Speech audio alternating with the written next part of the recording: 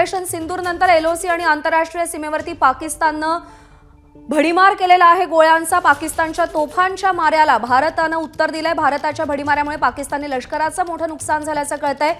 3 भारतीयांचा पाकिस्तानच्या माऱ्यामध्ये मृत्यू झाल्याचं कळतंय। गणेश ठाकूर आपल्याला अधिक अपडेट देतील।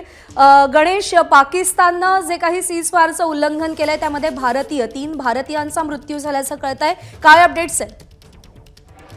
अगदी बरोबर प्रज्ञा, जसं मी म्हणत होतो की त्यांची तयारी नव्हती, पण आता ज्या वेळेला भारताकडनं अटॅक झालेला आहे तर या एलओसी भागांमध्ये त्यांनी शेलिंगला सुरुवात केली, तिथं मोटार त्यांनी दागले, त्याचबरोबर फायरिंगही केली आहे। पण एलओसीमध्ये राहणाऱ्या नागरिकांना भारतीय सैन्यानं आधीच तिथनं थोडंसं हलवलं होतं आणि बंकर्समध्ये लोक स्वतःहून शिफ्ट झालेली आहे। जसं मी सांगत होतो की उरी, अखनूर, पुंछ, कुपवाडा, बांडीपोरा या भागांमध्ये त्यांनी सीजफायरचं व्हायलेशन केलेलं आहे। आणि एक मोठी अपडेट माझ्याकडे आहे, काही नावं आहेत माझ्याकडे ज्यामध्ये कोणत्या कोणत्या भागांमध्ये पाकिस्तानच्या अतिरेकी संघटनांना तिथं नुकसान झालेलं आहे। तर बहावलपूरमध्ये मरकज सुभानअल्लाह हे उडवलं गेलं आहे, त्याचबरोबर मुरिदकेमध्ये मरकज तैयबा उडवलं गेलेलं आहे, त्याचबरोबर कोटलीमध्ये मस्कर रहीम शाहिद कॅम्प उडवलं गेलेलं आहे। तर असे स्पेसिफिक टार्गेट होते, ह्या स्पेसिफिक टार्गेटच्या आधारेच भारतानं ही पूर्ण कारवाई केली आहे। जसं आपण म्हणतोय की सर्वेलन्स, आपल्या इन्फॉर्मेशनचं नेटवर्क, आपल्या इन्फॉर्मेशनचं नेटवर्क जे पाकिस्तानमध्ये ॲक्टिव्ह आपण किंवा त्यांची माहिती आपल्याला मिळते, यांच्या माहितीच्या आधारेच हा पूर्ण हल्ला केला गेलेला आहे। ज्यावेळेस पहलगाम हल्ला झाला, त्या पहलगाम हल्ल्यानंतर पाकिस्तानला असं वाटत होतं की टेररिस्ट कॅम्पवरतीच भारताकडनं हल्ला होऊ शकतो, कारण उरी आणि पहलगामच्या हल्ल्यानंतर आपण जे स्ट्राईक्स केले ते टेररिस्ट कॅम्पवरतीच होते, सिव्हिलियन्सला टार्गेट केलं नव्हतं।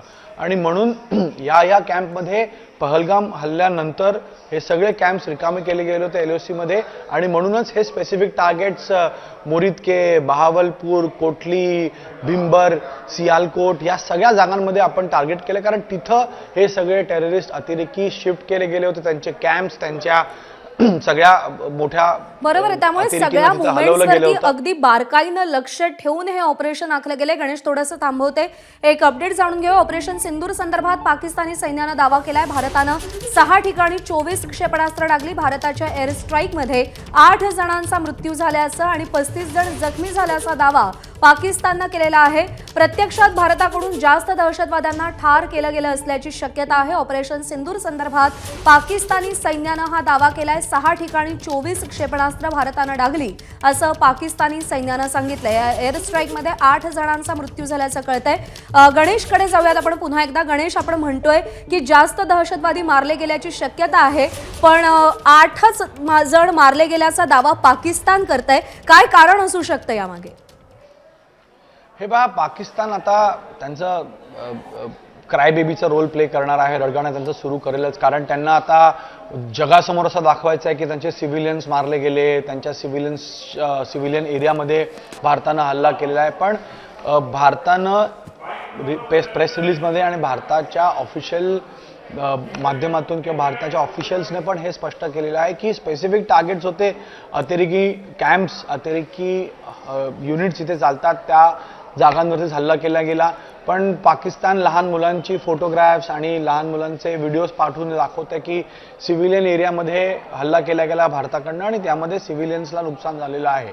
पण तसं नाही आहे, आपण जे टार्गेट्स दाखवतोय त्या टार्गेट्समध्ये आपण स्पेसिफाईड आणि स्पेसिफिक पद्धतीनं कशा प्रकारे टार्गेट्स आपण आयडेंटिफाय केले होते, त्या टार्गेटचा अतिरेकी संघटनांशी नातं काय, कारण आता बहावलपूरमध्ये जैश ए मोहम्मद। गणेश, थोडंसं थांबवते, आपण पाहूया बहावलपूरमध्ये भारतानं नेमका कसा हल्ला केलाय। बहावलपूरमध्ये भारताच्या स्ट्राईक नंतर प्रचंड नुकसान झालंय, मोठ्या प्रमाणात बहावलपूरमध्ये दहशतवादी मारले गेल्याचं कळतंय आणि कशा पद्धतीनं हा एअर स्ट्राईक झाला।